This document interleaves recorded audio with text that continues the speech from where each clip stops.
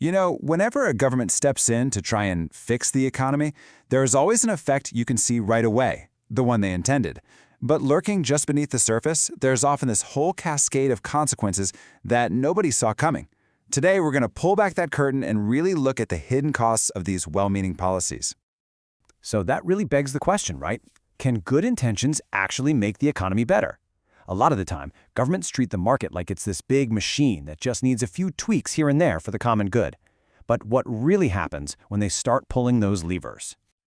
Before we even get to the fixing part, let's just appreciate the machine itself, the market. It's this incredible, unbelievably complex system. It coordinates billions of people who will never, ever meet, all using prices as signals to create incentives. It's this beautiful, chaotic dance. And that's the stage where government intervention steps in. Okay, let's dive into our first case study, price ceilings. And honestly, there's no better, more common example of this than a policy that affects millions of us, rent control. So what in the world is a price ceiling? It's actually pretty simple. The government just says, hey, it is now illegal to charge more than this specific price for a product or service. For rent control, that means putting a hard cap on how much a landlord can legally ask a tenant to pay. Now, the intention here is totally understandable. And for the tenants who get these apartments, the immediate result is awesome: lower rents. It really looks like a clear win-win. This is what we call the scene effect, the obvious intended outcome that everyone can point to. But this is where it gets interesting. This is where we have to start digging a little deeper.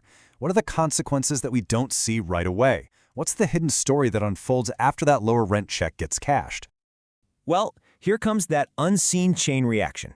First, with prices pushed down artificially, developers have way less incentive to build new apartments. At the same time, more people are looking for these now cheaper places. What do you get? A housing shortage.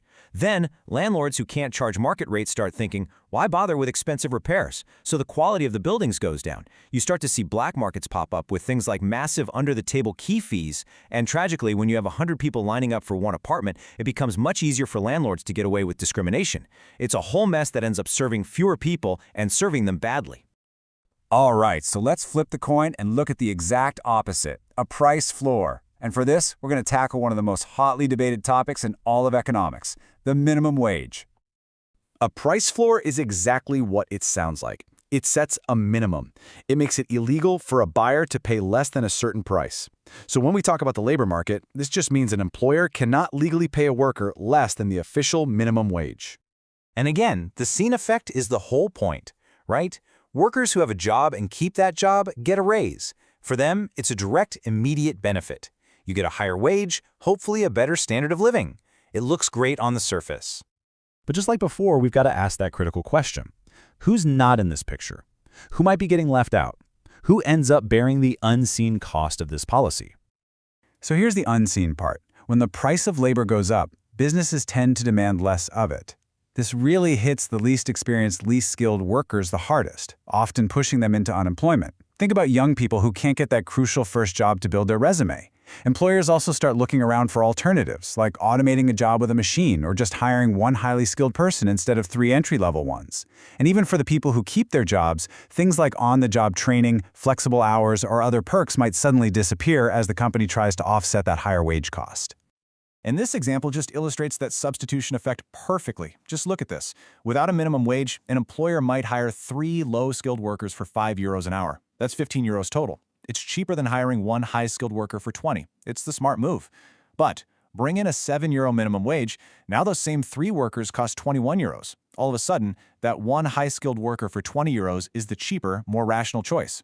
The minimum wage, a policy designed to help low-skilled workers, just price them right out of a job. Okay, let's move on to our third and final example, taxes. We can apply this exact same seen versus unseen lens to figure out who really pays when the government collects its revenue. This whole framework, this idea of looking for what is seen and what is not seen, it all comes from this brilliant 19th century economist, Frederick Bastiat. His big insight was that a bad economist only sees the immediate effect, but a good economist looks beyond that to trace all those ripples of unseen consequences. So with taxes, what we see is something called the legal incidence. That's just a fancy term for who physically writes the check to the government. For example, your employer cuts a check to pay for Social Security taxes. That's the seen part. But the unseen part is the economic incidence. That's who actually ends up poorer because of the tax. In that same example, the money for that tax often comes from what would have been your salary. So the employee really feels the burden even though the employer wrote the check. So if who writes the check is kind of irrelevant, then who does end up paying? How does the market actually decide where the true burden of a tax is going to land? Well, the answer comes down to a concept called elasticity. And don't worry, that's just a fancy economic term for a really simple question. How easy is it for you to walk away from the deal? See, if buyers have tons of other options, their demand is elastic, and a seller tries to pass on a new tax through a higher price, the buyers will just say, no thanks, and go somewhere else. So the seller gets stuck paying the tax. But if buyers have very few options, their demand is inelastic, they're stuck. They have to pay the higher price, and the seller successfully passes the tax burden right onto them. So it all boils down to this one simple, super powerful principle. The real weight of any tax always falls on whichever side of the deal, the buyer or the seller, is less flexible. It gets paid by whoever has the fewest options to just walk away. Okay, let's try and bring this all together. There was another great economist, Ludwig von Mises, who described this entire dynamic as a domino effect, where one government intervention just inevitably kicks off the next one. Mises tells this perfect little story. Imagine a politician wants to help poor children, so he sets a maximum price for milk. That's the first domino. The seen effect, milk is cheaper. Great. But the unseen effect is that dairy farmers' profits disappear, so they start going out of business. Now you have a milk shortage. So to fix that problem, the politician introduces a new price cap, this time on cow feed, to try and help the farmers out. But of course, this just kicks off a brand new chain of unseen problems and shortages, this time in the animal feed market. One intervention creates a new problem that the next intervention has to try and solve. And on and on and on the dominoes fall.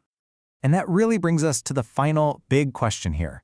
When we focus only on the seen, on that immediate, often admirable goal of a policy, are we completely ignoring this huge, complex web of unseen consequences?